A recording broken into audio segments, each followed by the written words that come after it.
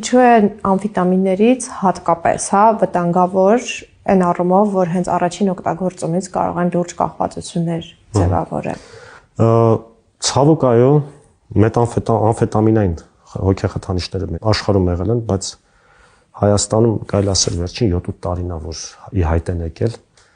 Դա պատճառ նրանով, որ մեր տարածաշրջանում սկսել է արտադրվել պարզապես մետամֆետամին, որին էլի ոչ գրական շատ ասում են կրիստալ։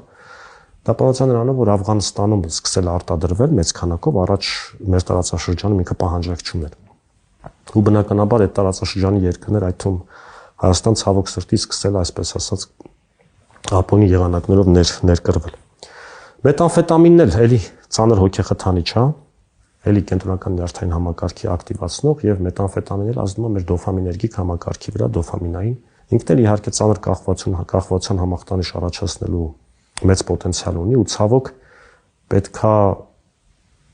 ասեմ, որ Հայաստանում ցավոք սրտի հատկապես երիտասարդների շրջանում այսօր